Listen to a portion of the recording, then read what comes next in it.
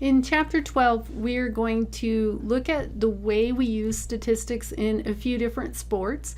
We're going to start with basketball, and then we'll look at track, tennis, track, and golf. So 4 different sports, and we'll look at how statistics are used in each of those sports.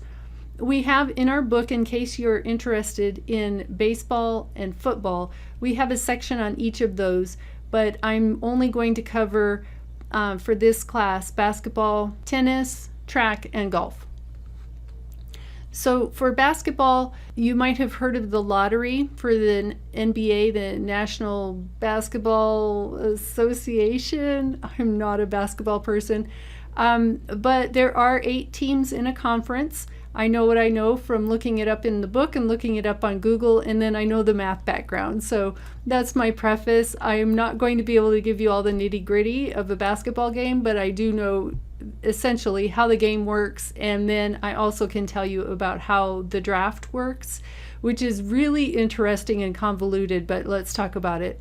There are 2 conferences, East and West, in the NBA, and there are 8 teams that are the top teams for each of those conferences, and out of 15 teams for each conference. So the Western Conference, there will be 15 teams, 8 of them make it to playoffs, and that leaves 7 for the West Conference that don't make it to playoffs, and 7 for the East Conference that don't make it to playoffs. So we're starting with 15 teams in the Western Conference. Only 8 of them make it to playoffs, which leaves 7 who do not make it to playoffs. And those are the teams we're thinking about. And then we will also, for similar reasoning, have 7 teams for the Eastern Conference. And that gives you 14 teams that are essentially losing teams. And when you go to a new season, basketball teams in the NBA get to draft or pick who they want to be on their team from all the new people that are coming up from the college level. And basketball, NBA specifically, is trying to even up the odds for the teams that did very poorly the year before and to help them do better in the future. And so to even up the odds, they have a drafting system. And with the drafting system, they decide who gets to pick first. And it used to be just based on your season record. The worst team got to pick first, and then the next worst team got to pick second. And they felt like that was helping even the odds.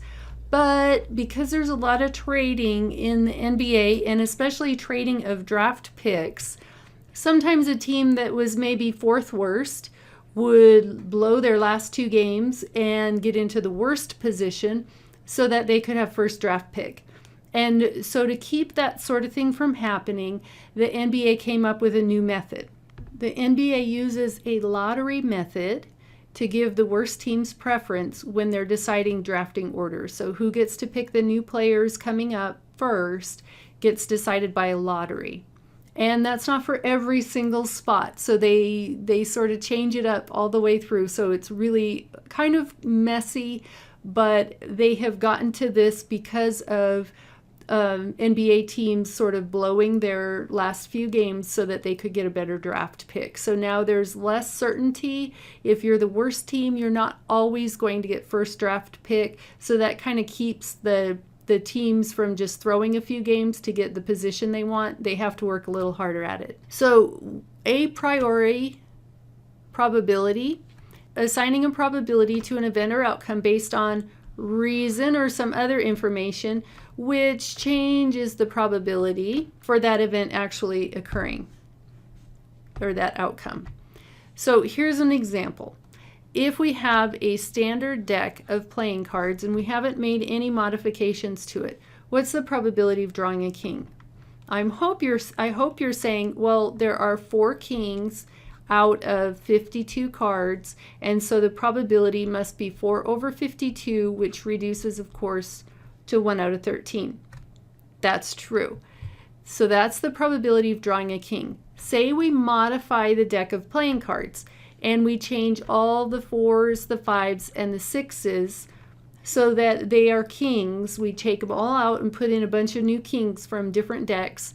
Now we have 16 kings in our deck. What's the probability of drawing a king now?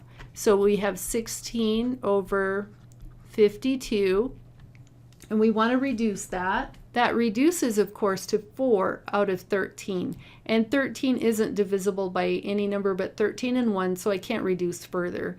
So now I have changed my deck of cards, and that changed my probability of drawing a king. And that's what we're talking about with a priori probabilities.